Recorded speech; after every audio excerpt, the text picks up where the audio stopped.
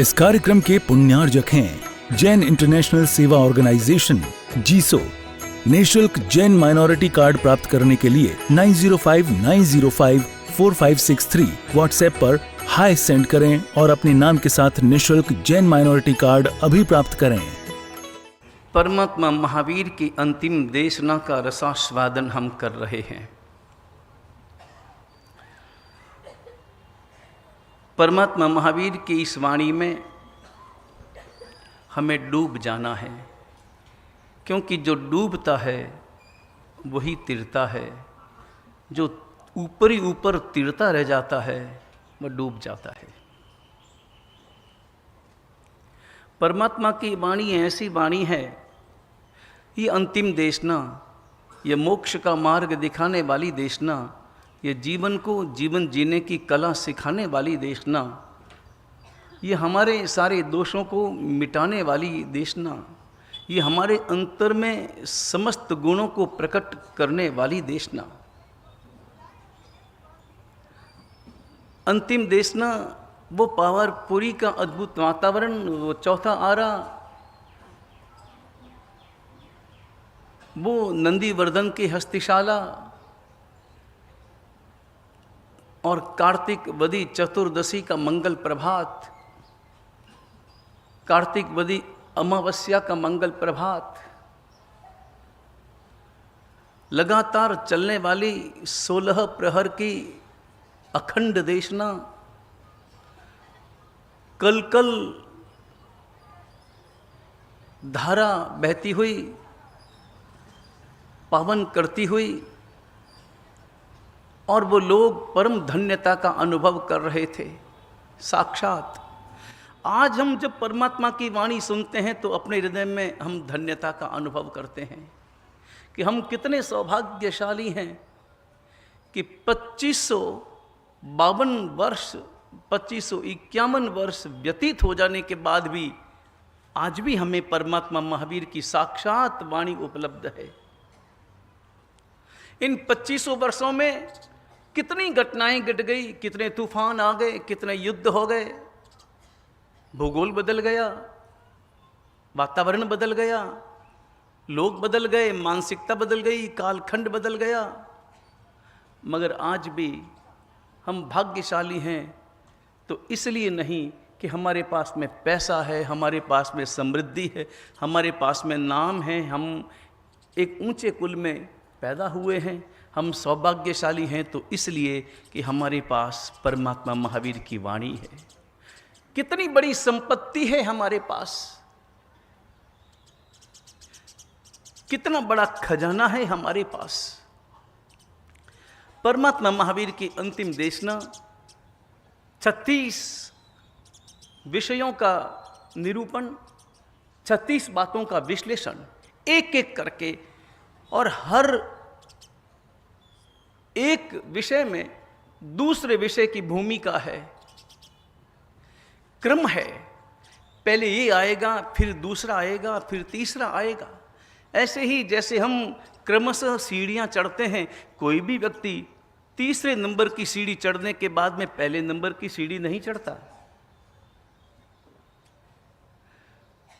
कोई भी व्यक्ति ऐसा नहीं कर सकता। छलांग भले लगा ले कि पहली सीढ़ी पर पांव रखने के बाद में वो छलांग लगा करके सीधे तीसरी सीढ़ी पर पहुंच जाए, मगर तो भी दूसरी सीढ़ी को पार तो करना ही होगा। भले उसका स्पर्श करे चाहे न करे, मगर पार तो करना ही पड़ेगा। यह क्रम है। पहली सीढ़ी बड़ी महत्वपूर्ण है और पहली सीढ़ी ही महत्वपूर्ण होती है। बाद की सीढ़ियां तो अपने आप व्यक्ति चढ़ जाता है, क्योंकि पहली सीढ़ी में ही व्यक्ति का संकल्प प्रकट होता है, व्यक्ति की दृढ़ता प्रकट होती है। एक बार संकल्प बन गया, एक बार दृढ़ता आचरण में आ गई, एक बार आंखों में वह नूर पैदा हो गया कि मुझे चढ़ना है, मुझे जाना है, यह तय कर लिया। उसके बाद में तो फिर केवल क्रिया होती है, फिर पहली के बाद में दूसरी, दूसरी के बाद में तीसरी। वही संकल्प, वही दृढ़ता आपको सारी सीढ़ियों को पार करा देता है। पहली सीढ़ी पर मजबूती से कदम रखना है, अपने पांव रखने हैं। तलेटी तक हम पहुंच चुके हैं।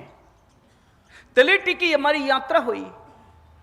तलेटी तक की यात्रा में हमारी श्रद्धा ने काम किया। मंगलाचरण ये तलेटी की यात्रा है। और उसके बाद में अब पहली सीढ़ी पर कदम रखना है।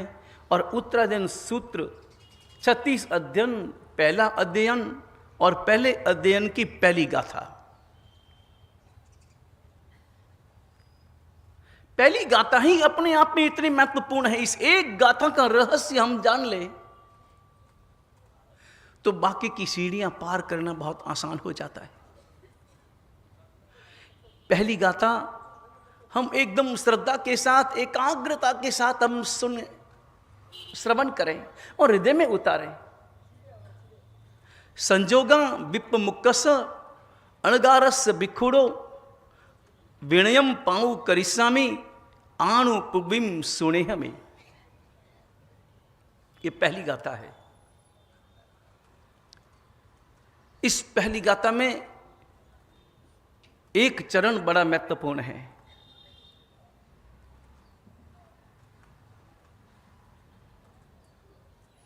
परमात्मा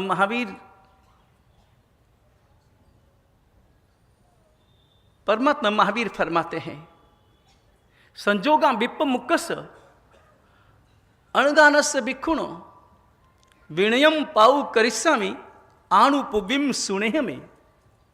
इसमें विनयम पाऊ करिष्यामि यह एक वाक्य बहुत महत्वपूर्ण है। विनय को मैं प्रकट करना चाहता हूं।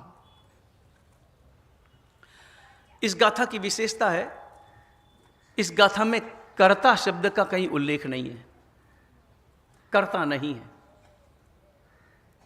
कर्ता चाहिए भी नहीं। कर्ता छिपा हुआ है। कर्ता सदा छिपा हुआ ही रहना चाहिए। कर्ता कभी भी प्रकट ना हो।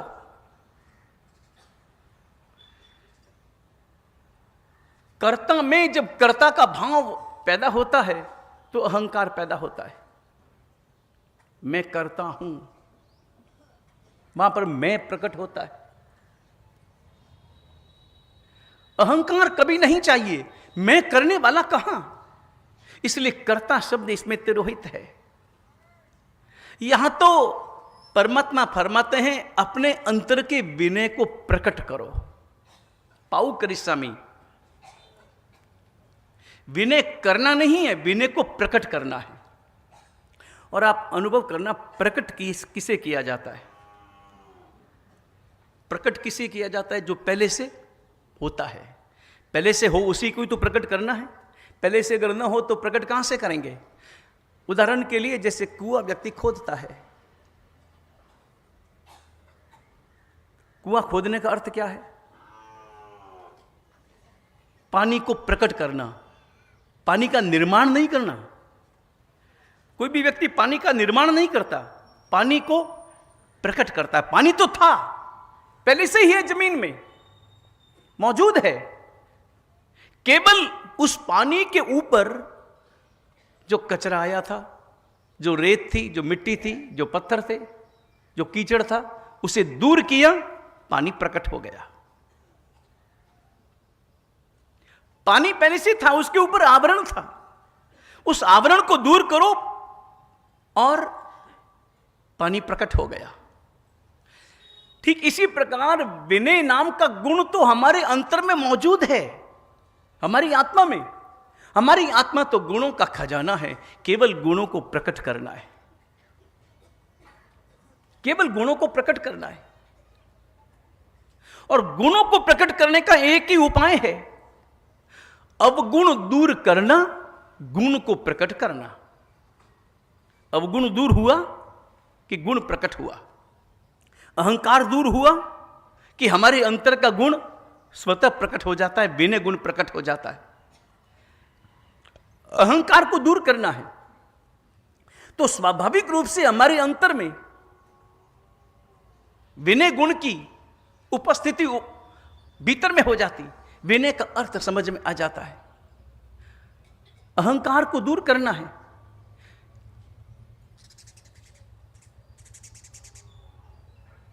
सबसे बड़ी समस्या हमारे ईगो की है।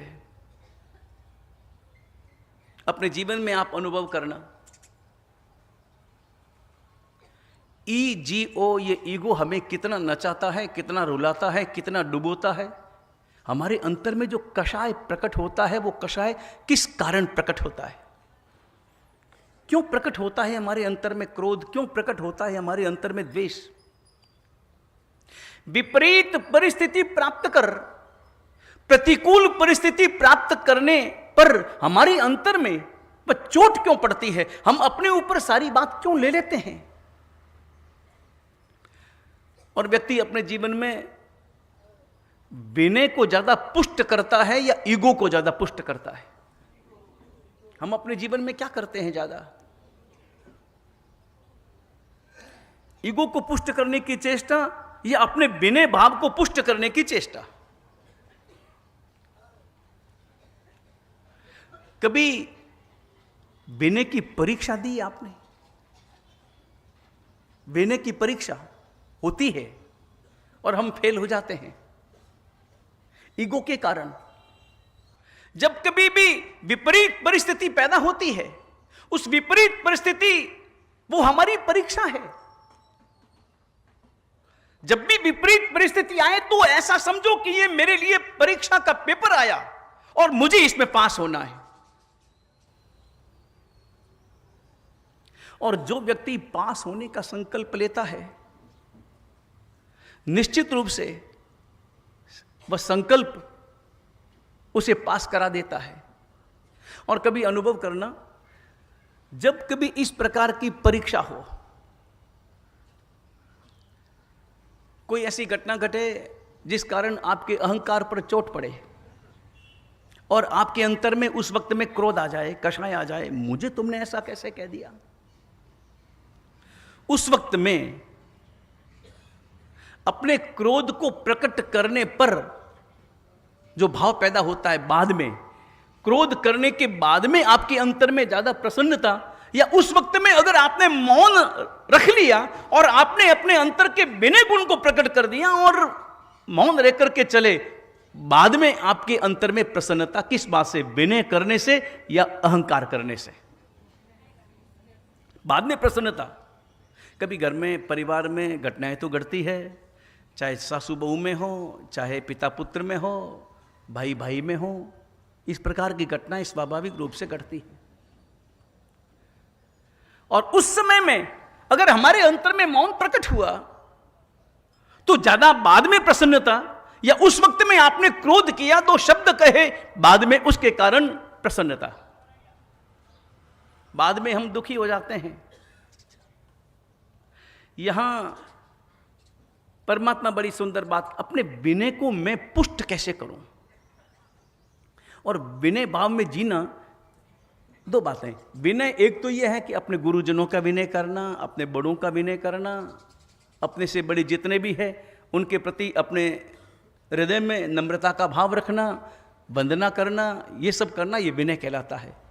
लेकिन विनय का निश्चय नए से विनय का सही अर्थ है अपनी आत्मा के प्रति विनय होना। अपनी आत्मा के प्रति विनय गुण को प्रकट करो।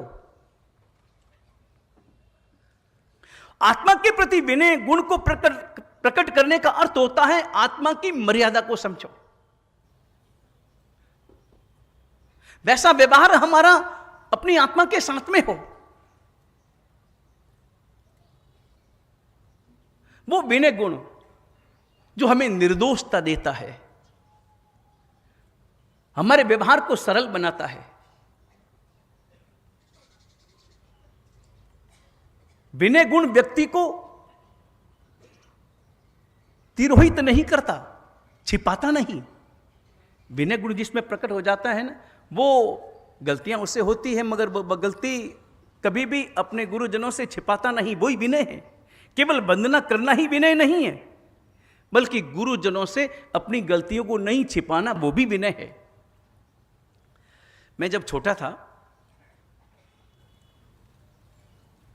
उम्र होगी लगभग 16 साल की, दीक्षा लिए 3 साल हुए, 3-3.5 साल हुए थे। उम्र छोटी थी, बचपन था। और हम 3 थे, गुरु महाराज और दर्शन सागर जी महाराज और मैं। यहाँ पर कितने ही वृद्ध व्यक्ति होंगे जिन्होंने दर्शन सागर जी महाराज को भी देखा होगा। गुरु महाराज को जिन्होंने देखा काफ़ी लोग होंगे, क्योंकि 42 साल पहले ही यहाँ पर गुरु महाराज का चातुर्मास था।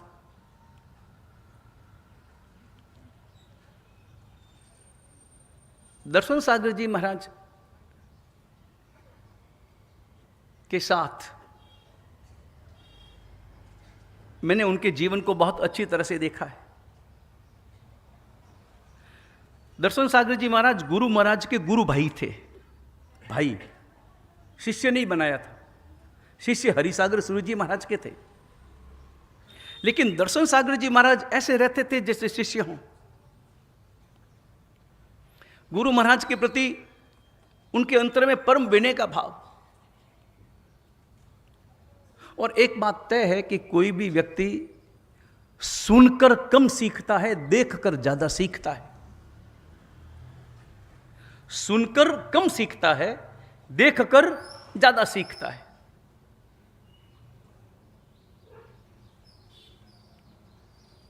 आपके घर में एक लड़के की शादी हो गई हो, बहू घर आ गई हो, दूसरे लड़के की शादी हो रही हो, नई बहू घर आने वाली हो, तो स्वाभाविक रूप से वह हमेशा अपनी जेठानी के व्यवहार को देखेगी और उसी प्रकार का व्यवहार उसका बन जाएगा। जैसा देखता है वैसा सीखता है। साधु में भी बड़े जैसा करते हैं वैसा छोटा करेंगे। अनुकरण होता है, देख देख कर हम सीखते हैं। इस कार्यक्रम के पुण्यार्जक हैं जैन इंटरनेशनल सेवा ऑर्गेनाइजेशन जीसो। निःशुल्क जैन माइनॉरिटी कार्ड प्राप्त करने के लिए 9059054563 व्हाट्सएप पर हाय सेंड करें और अपने नाम के साथ निःशुल्क जैन माइनॉरिटी कार्ड अभी प्राप्त करें।